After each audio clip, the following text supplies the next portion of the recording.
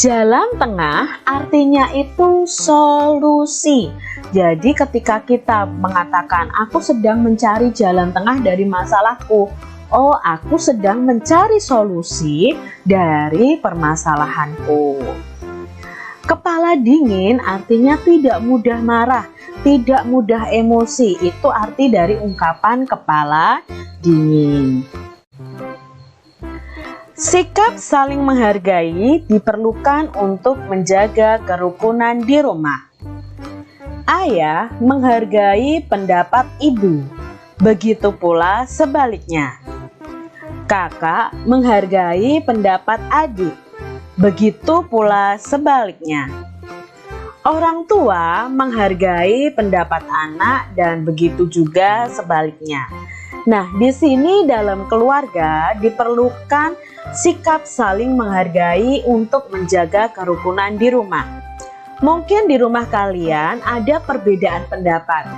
Mungkin ayah dan ibu ada perbedaan pendapat, tetapi mereka harus saling menghargai. Mungkin kamu dengan kakak atau adikmu juga berbeda pendapat. Nah, di situ tidak boleh kalian bertengkar, tetapi harus ada sikap saling menghargai. Bacalah dengan nyaring teks percakapan di bawah ini. Hari Minggu nanti kita akan berwisata. Kalian ingin pergi kemana? Tanya ayah. Aku ingin pergi ke kebun binatang, jawab Udin. Bagaimana kalau ke pegunungan saja? Tanya Mutiara. Wah, ada dua pendapat nih. Mana yang akan kita pilih? Tanya ibu. Liburan kali ini saya ingin ke kebun binatang, jawab Udin. Mari kita ambil jalan tengah. Ada yang mau mengajukan usul? Tanya ayah. Begini saja, saya punya usul. Liburan kali ini kita pergi ke kebun binatang. Liburan selanjutnya kita pergi ke pegunungan. Kakak baik sekali. Maaf ya kak, aku sudah bicara terlalu keras tadi. Baik, aku setuju, kata Udin kepada kakaknya Mutiara. Itulah manfaatnya kalau persoalan diselesaikan dengan kepala dingin. Kalian memang anak-anak yang hebat, kata ayah. Nah, dalam percakapan ini terjadi perbedaan pendapat ketika keluarga Udin akan berwisata. Udin minta wisatanya pergi ke kebun binatang, sedangkan Mutiara ingin pergi ke pegunungan.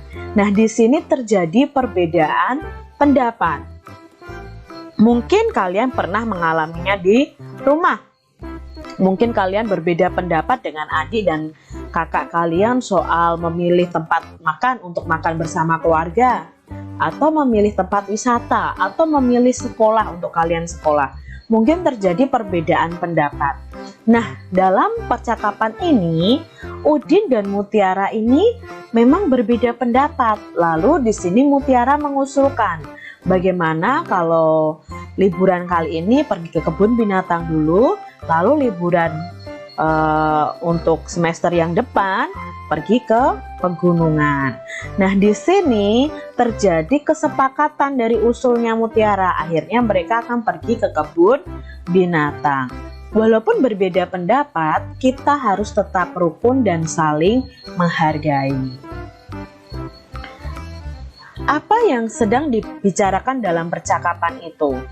Ya, percakapan itu membicarakan tentang memilih tempat wisata. Kapan rencana wisata dilaksanakan?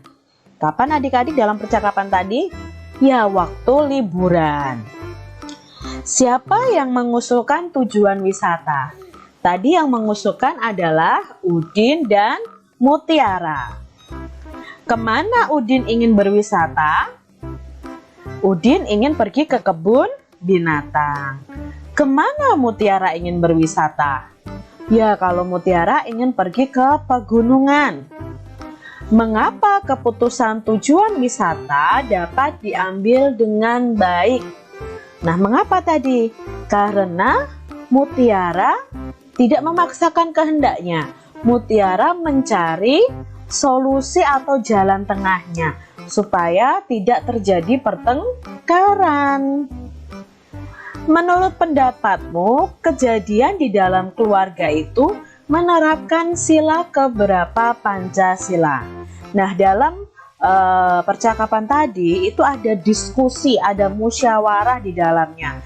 Maka percakapan Udin dan keluarganya tadi menerapkan sila keempat Pancasila.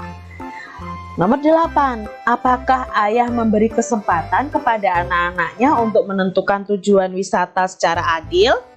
Iya, ayah memberi kesempatan kepada Udin dan kepada Mutiara untuk memilih tujuan wisata. Menurut pendapatmu, peristiwa itu merupakan penerapan sila keberapa Pancasila? Kalau sikap adilnya itu sesuai dengan sila kelima. Tapi kalau musyawarahnya itu sesuai dengan sila keempat.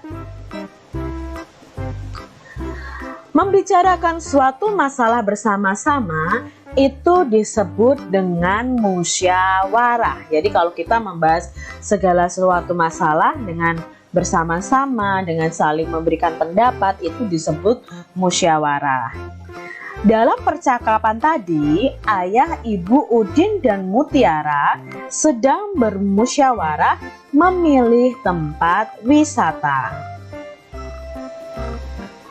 Udin memilih ke kebun binatang, sedangkan Mutiara pilih ke pegunungan.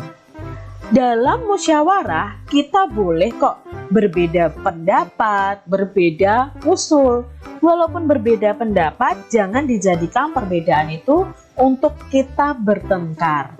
Lebih baik kita mencari solusinya dengan cara musyawarah.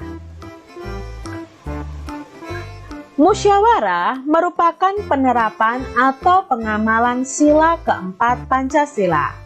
Masih ingatkah kalian lambang sila keempat dan bagaimana bunyinya? Nah, lambang sila keempat itu adalah kepala banteng. Simbolnya kepala banteng. Bunyinya bagaimana adik-adik sila keempat? Kerakyatan yang dipimpin oleh hikmat kebijaksanaan dalam permusyawaratan perwakilan. Itu adalah bunyi sila keempat. Jadi di situ ada penerapan tentang musyawarah.